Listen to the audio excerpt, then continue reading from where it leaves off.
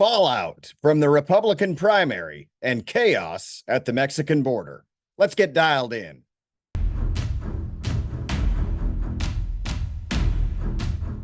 All right, let's address the 500-pound elephant in the room.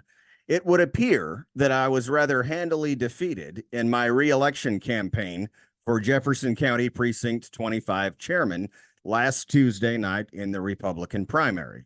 Let's face it, Dade Phelan's cronies and goons came at me with gun in hand because they'd love nothing more than to see me lying dead in a ditch somewhere. But what did they really gain and what did I really lose? Well, they traded a lost speakership for a new precinct chairman who will do whatever Dade tells him to do and a lousy t-shirt. Meanwhile, I ain't going anywhere. They exhausted time and resources that could have otherwise been spent campaigning in the District 21 House race, and instead they came after me. Nothing's going to change other than where I sit in the Jefferson County Republican Party meetings.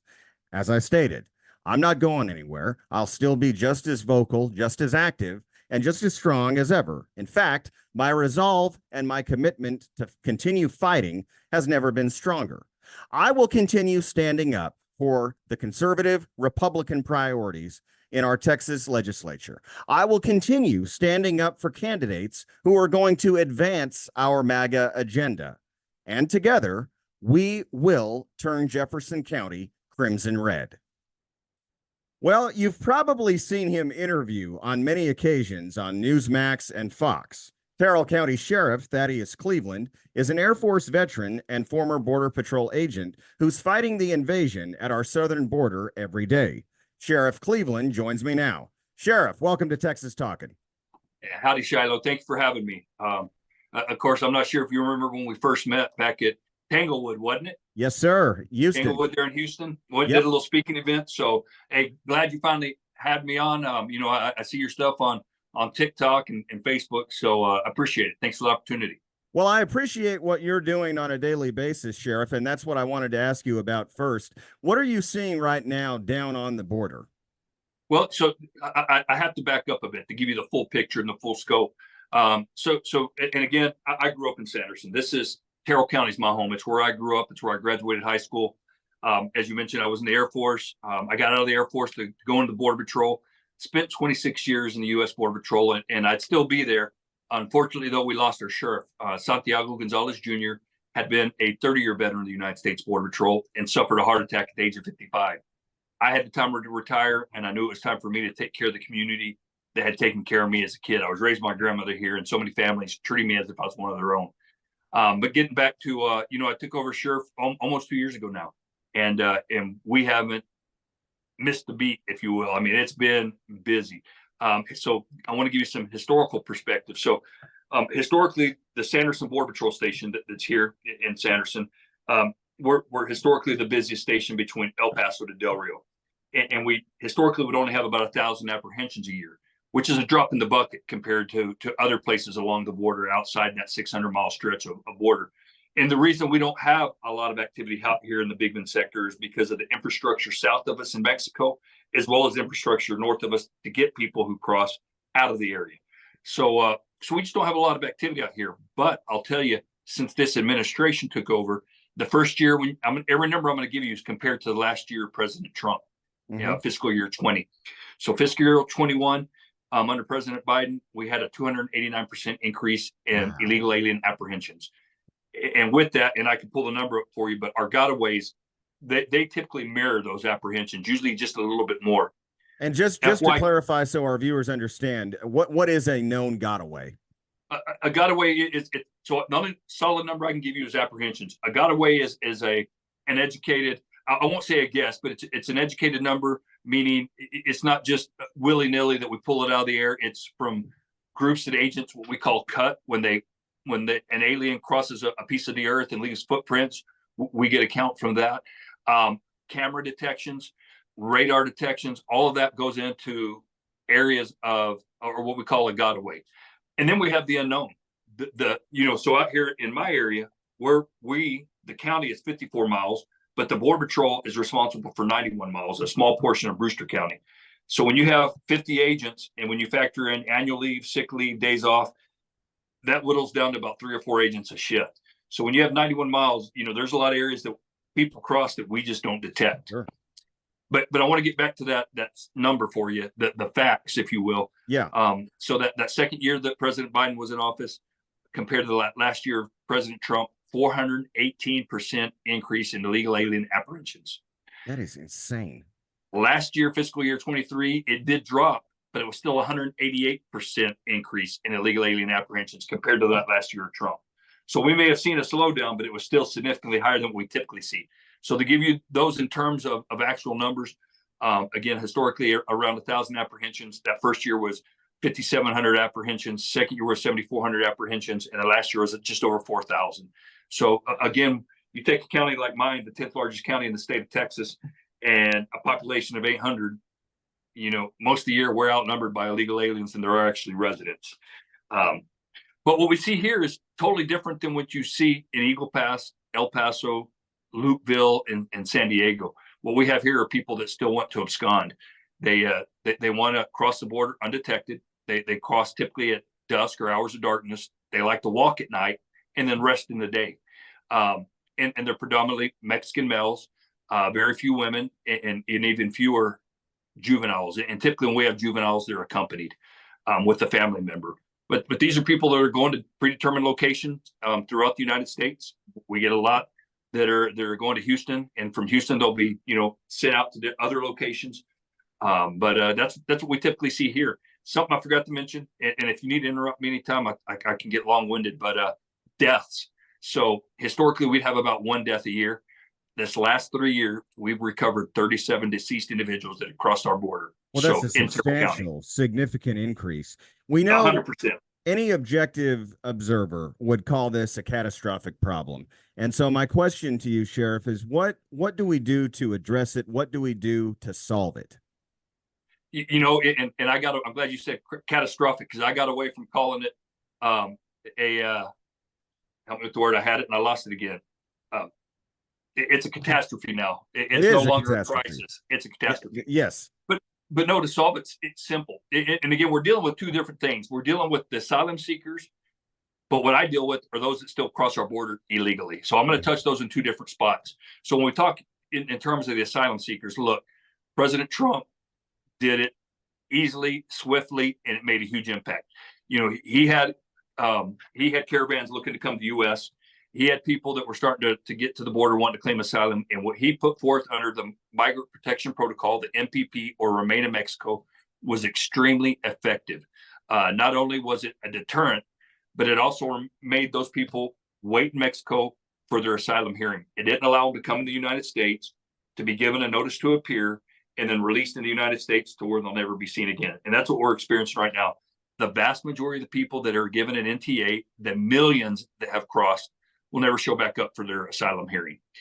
Even if they do, I've seen the NTAs myself that were issued here, the most recent, showing dates of 2031. So we're in 2024. They don't have to show up for 7 years. And by that time, they're going to have who knows what in the interim. They're going to have kids. They're going to have a home. They're going to have a job. There's not going to be an immigration judge that sends them back to the country they came from. They're going to allow them to stay here. That's the facts. You hear a lot of people say that, okay, there's going to be the biggest mass deportation ever. Don't believe it, honestly. There may be some, but what will make that difference is 287G, which is a delegated authority from the Immigration Nationality Act that is delegated to our local police officers. If we can get locals in all the states to just focus on criminal aliens, those who have broken the law, if we can focus on keeping those incarcerated until an immigration official can come out and officially do the paperwork to get them out of the country, that will make an impact. But there's not going to be these, I hate to say it, there's not going to be these big, huge roundups. Go ahead. I'm sorry. No, but I'll come back to that second part as far as how do we continue to work towards a more secure border. But go ahead with your question. So due to the Biden regime's failure to act and its failure to secure our border, the Texas legislature has on a couple of different occasions tried to do something meaningful for us here in our state. One of those key pieces of legislation, HB 20, was killed by Speaker Dade Phelan by sustaining a Democrat point of order. Do you believe that HB 20, and for those of our viewers who don't know, it's the bill that would have created a border security unit that reports to Governor Abbott. Do you believe that HB 20 would have moved the needle in terms of having an impact on solving this border catastrophe? 100%. And I don't think it's done. I think the legislature is going to take another look at it. And let me tell you what. So, again, my time as a Border Patrol agent, back in 2008, I spent 6 months as Border Patrol's representative to the state. And that was under Governor Rick Perry when they had Operation Border Star before Governor Abbott created Operation Lone Star. So this isn't the first time the state's been involved in border security operation. Although they've never been this involved. I mean, it's a lot different of a problem than it was back then. Back then, it was primarily Brazilians crossing in the Rio Grande Valley. But you go down to DPS headquarters on Lamar Street there in Austin, and you look on their walls, you will see black and white photos from before we had, I guess, a lot of color photos. Definitely didn't have digital cameras back then, but the relationship between DPS and the U.S. Border Patrol is long lasting. It goes back decades, many decades. So, and matter of fact, some of our first Border Patrol agents were Texas Rangers back in May of 1924. So, yep. But hey, but the state legislature passed some great legislation, and I think HB 20. I think we'll see it back again the next session. And as I've mentioned to you before, hey, even if we get back to the Trump era numbers with 400,000 apprehensions, the state will still be involved. They're in this forever, to be honest. It has to be. The state has to be involved. Unless we ever get to a point where there's absolutely nobody crossing the border, we will always have that need for state and local authorities to assist along our border, to assist our Border Patrol agents. Absolutely. Sheriff, I was perusing your website, and it says something on it that caught my attention in a very good way. It says it's about, and I quote, "It's about God, this country, and the preservation of our freedom." What does that statement mean to you in terms of our direction here in Texas? Hey, I'll tell you what. Well, first and foremost, I'm a God-fearing Christian, and I'm probably one of the most blessed people you'll ever meet. And I truly mean that, but I'm not perfect by any means. I'll tell you what, He has just continued to bless me from my time from growing up here with my grandmother to going in the Air Force to getting into the Border Patrol to where I'm sitting now. But God's always first, and that's how this country was founded, by putting God first. And I think Texas follows that same suit. And then this country, the sovereign land we live in. And right now, it's unfortunate that this administration has abandoned the entire U.S.-Mexico border, not just Texas. Now, we can't help what New Mexico, Arizona, and California do, but we've got a governor here that's willing to stand in that gap, and he's done so. I can talk to that because I've benefited from it as not only a Border Patrol agent, a citizen, and now a sheriff. But the preservation of our freedoms. You just wonder where this is all going. If we've got another 9 months of this before we see a change, and I'm certain we will see a change. But if for some weird reason we don't, that freedom after another 4 years, not that it's just going to instantly disappear, but with what has crossed through our southern border, not just Texas, but through the entire southern border, we're going to see a change in this country. We already are. With recent criminal acts, recent murders. I mean, we're in for a change. I often tell people, you're probably safer here on the border than you are in Houston, Texas, Dallas, Texas, or San Antonio, Texas. That is an absolute fact as far as I'm concerned. I've been down there by the border on numerous occasions. I've also been in downtown Houston and Dallas on many occasions. And I feel safer when I'm dove hunting down near the border than I do in any of those cities. So I hear you there. Well, Sheriff, I wanted to ask you one last question. What are your future plans? Well, Can I throw something in I missed earlier? And Absolutely. I'll come to that. I'm not avoiding that. I'll come to that. So, look, what this administration's doing, and I'm the last person that wants to pit one administration against the other. I'm more of a, I want to be part of the solution rather than part of the problem. And I don't think, complaining and whatnot gets us a long way. But I got hired in the U.S. Border Patrol under President Clinton, worked under President Clinton, to President Bush, to President Obama, to President Trump. All four of those administrations furthered border security. Obviously, some more than others, and I think we know which ones those were. Yeah. But all four of those administrations built fence. It's just this current administration is doing absolutely nothing. I Going mean, backwards. it's a free for all. I mean, it has. I'm a lot of times I'm speechless, and I do that with a lot of people because it's just like, what the heck is going on? But get to myself, I had an exploratory committee when I first met you, and I went down to Houston. I was speaking to some groups, and I will make a run someday at the Texas's 23rd congressional district. Look, I'm a native of it.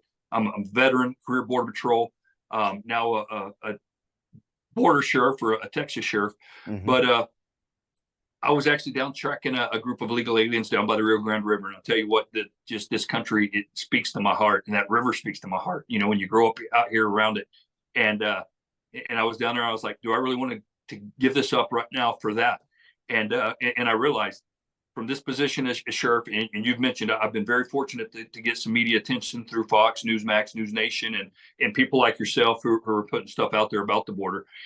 And regardless who the audience is, I'm going to tell the truth. I gave you those facts and figures, the stats that back up that we are seeing an invasion here. And I've had people criticize me for that, but I, again, give back those facts.